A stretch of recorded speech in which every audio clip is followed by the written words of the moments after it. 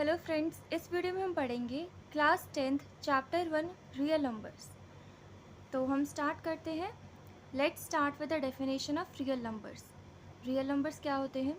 Real numbers can be defined as the union of both rational and irrational numbers. Real numbers होते हैं जब हम rational और irrational numbers दोनों को मिला के एक नया सेट बनाते हैं। तो जो सेट हमें मिलता है वो सेट होता है रियल नंबर्स का। जब हम रेशनल नंबर्स वो नंबर्स जिन्हें हम पी बाई क्यू के फॉर्म में रिप्रेजेंट कर सकते हैं, और इरेशनल नंबर जिन्हें पी बाई क्यू के फॉर्म में रिप्रेजेंट नहीं किया जा सकता। जब इन दोनों ही नंबर्स को मिला के एक नया सेट बनाया जाता है तो वो जो सेट हमें मिलता है वो होता है रियल नंबर्स। नेक्स्ट टॉपिक है हमारा fundamental theorem of arithmetic. Fundamental theorem of arithmetic ये कहता है every composite number can be expressed as product of primes। Her composite number हमारे पास जो होता है लाइक 4, 6 और जितने भी composite numbers होते हैं, हम उन सारे composite numbers को as a product of prime numbers के फॉर्म में रिप्रेजेंट कर सकते हैं।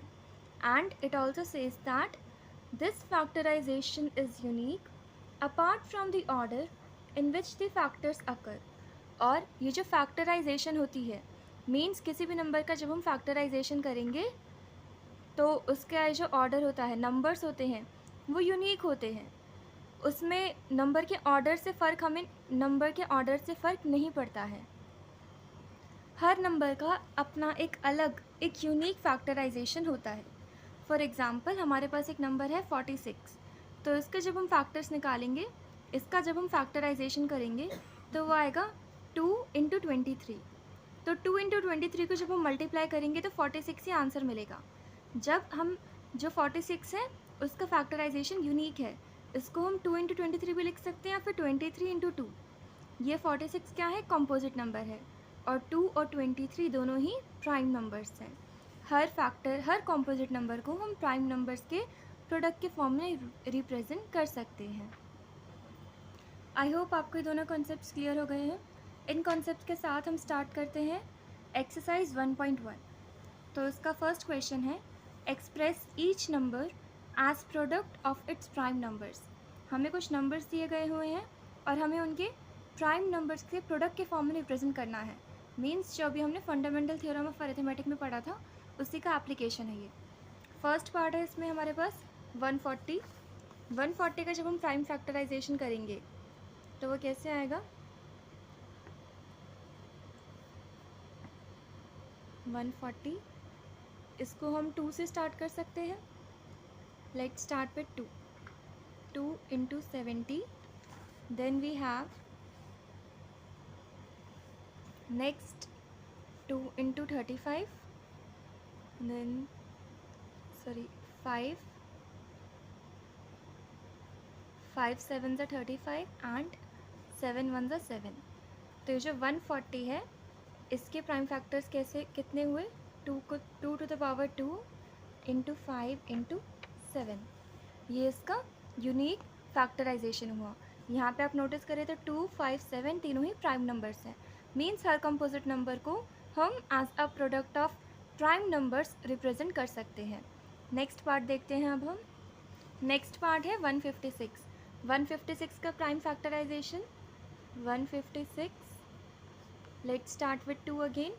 2 7 are 14, 1 2 8 are 16, again 2 3 are 6, 1 2 9 are 18, then 3 1 are 3 3 are 9 and 13 is a prime number।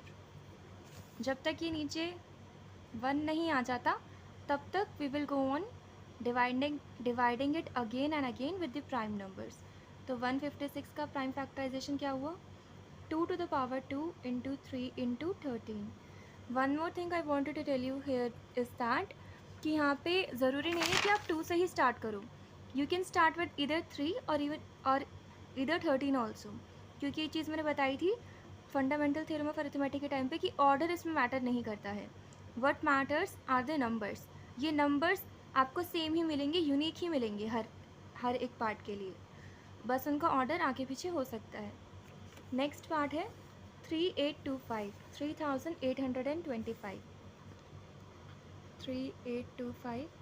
हम देखें तो ये 5 से इजीली डिवाइड हो रहा है, तो 5 से स्टार्ट करते हैं हम।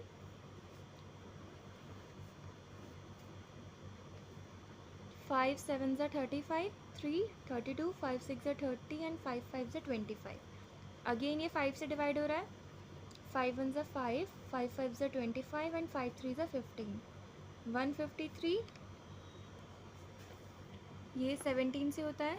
17 9 ज़ा 153, देन 3 3 ज़ा 9 एंड 3 1 ज़ा 3।